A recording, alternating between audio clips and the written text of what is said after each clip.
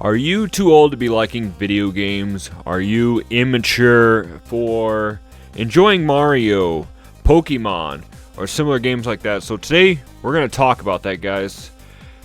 So I was curious about this. I recently seen a few people talking about, with Wonder coming out, Mario, the new game, obviously, that you were a child for liking that game. Like, so many people were excited for the new Mario game and the new Sonic game.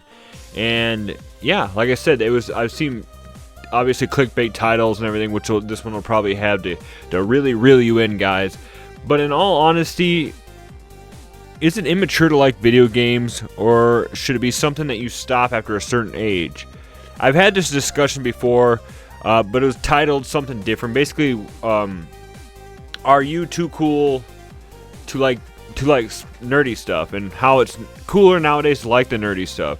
So I pulled up a report. So in 2021, it was reported that the age distribution of U.S. gamers were 20% under 18 years old. So 20% of the people that did this report were under 18.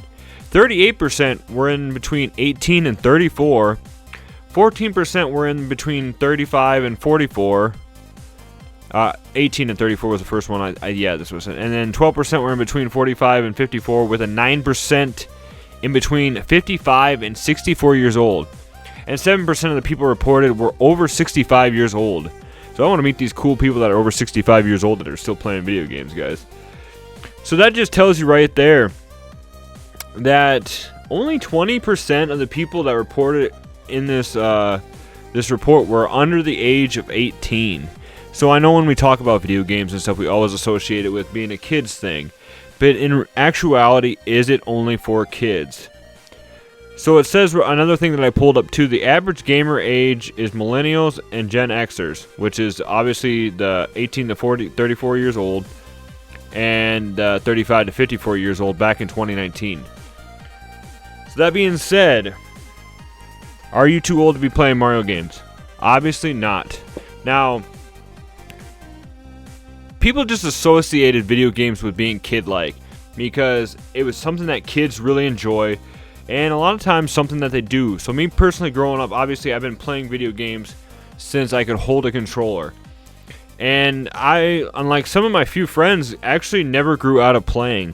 So I have a bunch of friends that actually do not play video games as much anymore, and if they do, it is the occasional pop on. It's not the hardcore, sitting there for 6 hours playing through a game. It's just hopping on quick to pay like a couple rounds of Call of Duty, or going and playing an hour's worth of Tony Hawk, or a couple races in a game like that. That's all it is. So what is changing nowadays is, I think that obviously, we have all the consoles coming out, we have the games coming out, we have the digital era, we have, I don't know for sure if this report was talking about just video game consoles in general, or if it was actually talking about mobile too, because obviously, we have games on our phones now, which are actually turning out to be a lot better than they used to be. You can actually play like full-scale games on your phone now, not just like the Candy Crush, Farmville, and those anymore. It's full-scale games. Like, I remember I think it was Knights of the Old Republic at one point on one of my on my phone.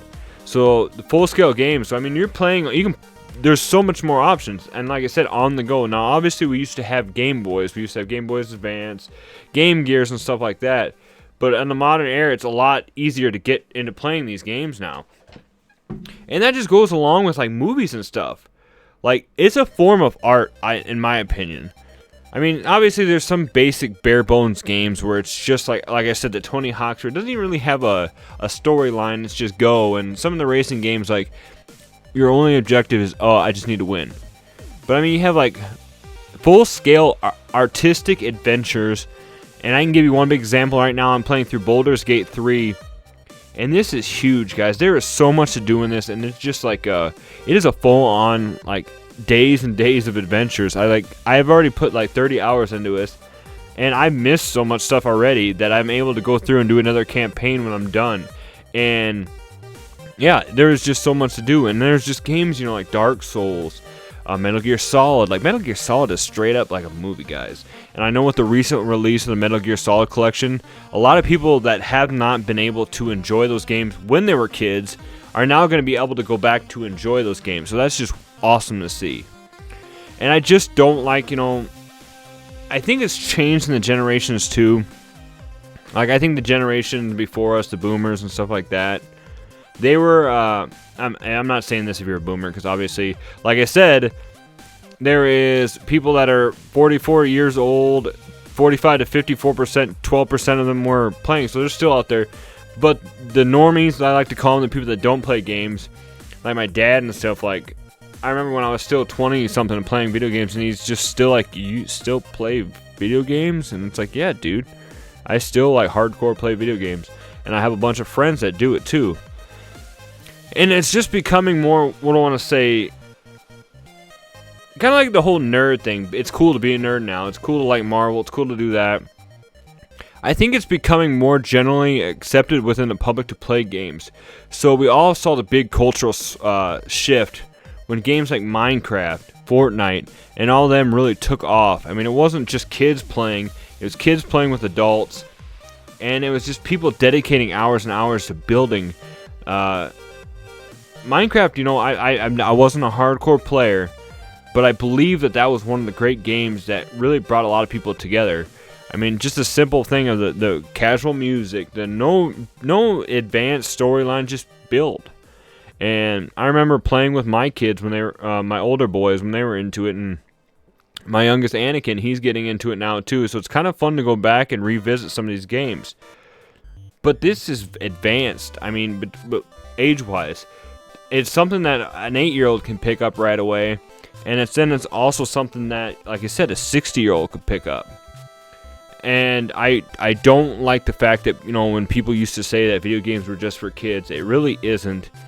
That's just like saying you should stop playing sports and stuff after high school, because if you're not going to go pro and stuff, then playing sports is just for kids.